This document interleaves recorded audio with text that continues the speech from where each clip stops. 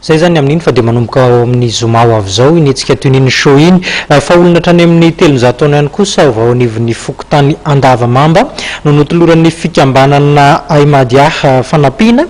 toy ny vary, ny paty ary ny akanjo ihany koa tafiditra indrindra ao anatin'ny fiafaran'ny hetsika Ramadan moa ity hetsika goavana ity.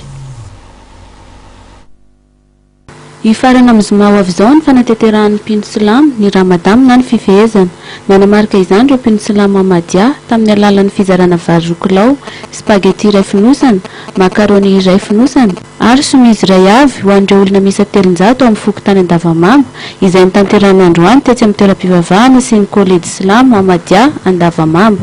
Hetsika izay tafiditra indrindra amin'ny fanatanterahana ny baikon'ilay Nahary. Ny antony anaovana ny asa soa io zany satria ny olona zay nitarika ny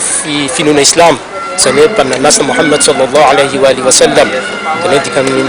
sallallahu alaihi wa alihi wasallam zany hoe hoanina neny fiadanana dia namelanja mihitsy ny fanampiana io na tonga hoe izay musulmana zany mifehy zany hoe mifehy zay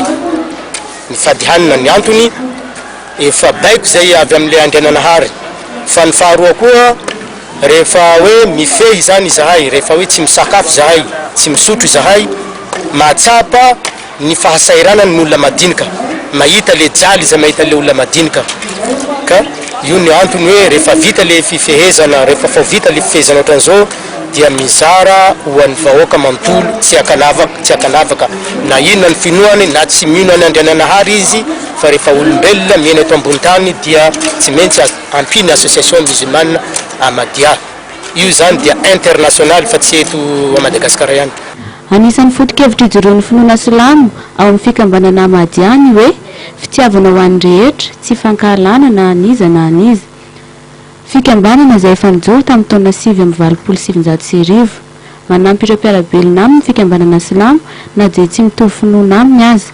Tsy amin'ny fotoana Ramadan ihany nanatanterahana izy ireo ny fanampiana fa isan'ny nanampy ireo olona traboina tamin'ny fandalovan'ny rivo-doza tamin'ny vanin'ny fotoana fahavaratra ireny ny fikambanana silamo Ahmadia. Misy ny kolejy silamo eo Andavamamba izay misokatra ho an'ny fotom-pinoana rehetra tsy misy akanavaka, sekoly izay efa nisokatra tamin'ny taona 10 sy 20.